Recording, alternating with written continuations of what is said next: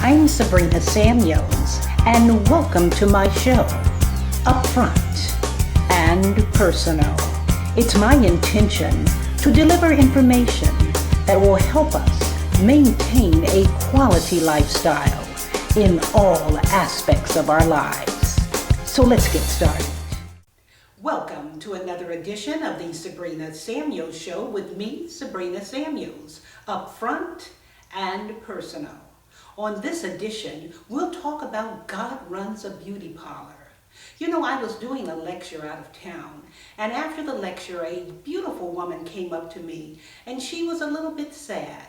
She says, you know what, I'd like to know, what is your secret to having such a long, wonderful marriage?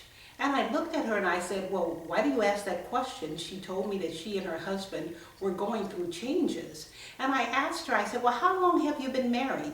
And she had only been married for a few years. So I said, I tell you what, after everything dies down, meet me in the restaurant area and we'll have dinner together and just talk. You know, I enjoyed doing that for her because she was such a lovely person, and I could tell her heart was a little sad. Even though she had enjoyed the seminar so much, she wanted to know, how do you do it? So let's get started. I'll tell you what I told her. So later on that evening, I went to have dinner before I returned to my room, and she came in and she was a little apprehensive. You know, a lot of times when people see you on stage, they think you're bigger than life. They really don't understand that you're just a regular person like everybody else. So she came over, she says, I really don't want to intrude. I know you're tired and, you know, you've had a long day. I said, oh, sit down. And when I said that, she kind of looked at me and said, well, okay. And so she sat down. And so I ordered her a cocktail. You know, I said, well, let's just loosen up a little bit. I was already having my glass of wine. And she says, well, okay. I said, sweetheart, it's okay. As long as we don't sit here and just become filthy drunk or inebriated, we can have a cocktail and relax. She says, she looked at me, she says, well, I didn't know that you drink. You know, you talked about God in your lecture a little bit. And I said, well, I believe Jesus turned water into wine. And we laughed, and that just broke the ice. But, you know, she shared a few personal things with me, which I won't go into. But I told her, I said, you know, God runs a beauty parlor. And she didn't understand what that meant.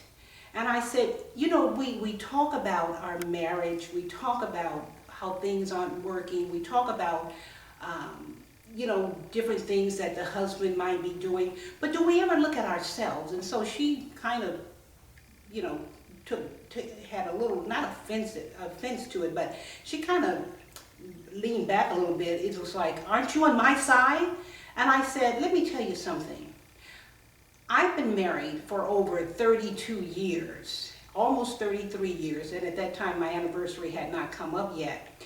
And I said, and a lot of things that happened in my marriage, in the early part of my marriage, is a result of two people not really knowing each other, in love, being compatible in many ways, and then not being compatible in many ways and having to learn each other.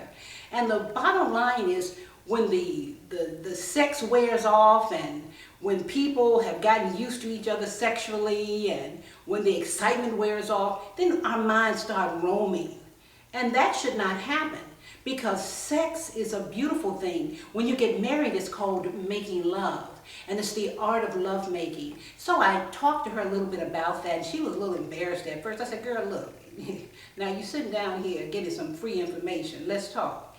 And she says, well, you know, I'm tired, and, you know, I'm working, I'm trying to climb on my job, I'm a career woman. And she went into a litany of things that she was doing. And I just sat there and said, okay, I know, because I used to be that, been that, done that. And I said, okay. And I said, well, what does your husband do? And so she was telling me her husband is trying to really find his way. You know, his dream is to be whatever she was talking about. I can't remember, because I was pretty much focusing on her thing. And, you know, she was really the go-getter, and, you know, she wanted him to be more assertive. And I said, sweetheart, first of all, you do you, let your husband do him. I said, when I was starting my marriage, I had a choice. I could either choose family or my career.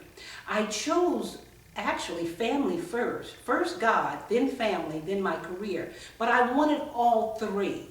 And what I had to do is I had to compromise a lot in terms of my career. My husband was climbing the ladder very rapidly. We had a child just born, and I had to, focus my attention on my son. And I had to say, well, what do I do? Do I just give all this up and go for my career? Because I could have been in Hollywood now. I could have been doing all these great things. People said, well, why didn't you go to Hollywood? Why didn't you do this? Well, I had my opportunities, but I chose wisely.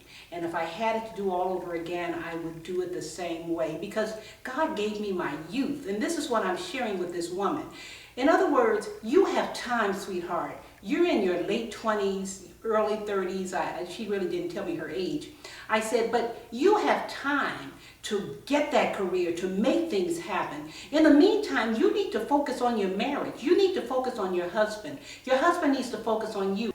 So I shared a little bit with her about my sacrifices, how I had to sacrifice so much in order to have a happy marriage. And life is not easy. Life has a lot of challenges, and we just want to give up. The first obstacle that comes our way, the first hurdle we have to jump, we just want to give up, shut down, and blame one another. I said, girlfriend, you need to get yourself together, and you need to start doing some changing. So she said, well, I didn't want to sit here to be beat up, Sabrina. I said, I'm not beating you up. You asked me how I had success, or how I have success in my marriage and how I did it back in the day. I'm trying to tell you what I did. I stayed on my knees 24/7. I did some of the things that most women would have said, forget it. I'm not staying in this marriage. I'm not going to do this. I'm not going to do that. I cried out to God and said, God, no, I chose you, and I chose my husband and family, my son. I want this marriage to work. So what do? And I had to be humble. I had to listen to God in my heart. I had to humble myself. I had to sit back sometimes and take another road so that the marriage and my family could grow. But you have to understand, family and marriage, relationships take work. It's a give and take situation. If you don't know that, you will learn it if you want to have a successful marriage. And there are going to be some things that go on behind closed doors that you don't tell nobody but Jesus, honey. You have to shut up. You can't be on the phone talking to your girlfriend, and she might have had a problem herself, and now she's going to tell you the wrong information based on her confusion. So you sometimes have to shut up and get on your knees and say, God, help me. Sometimes you got to look good when your man comes in, honey. Have yourself decked out, looking fabulous, smelling good. Got that food cooked just right. If you can't cook, order the right thing in, honey. I can understand some people can't cook. I'm a cook. I love cooking. I always say divine order. God's divine order. I'm not saying anything about other stuff. I'm saying divine order, because divine order will help you get through the day. Divine order will help you sleep at night. Divine order will cease an argument. Divine order will help you to be clothed in your right mind. Divine order. And always give thanks for everything.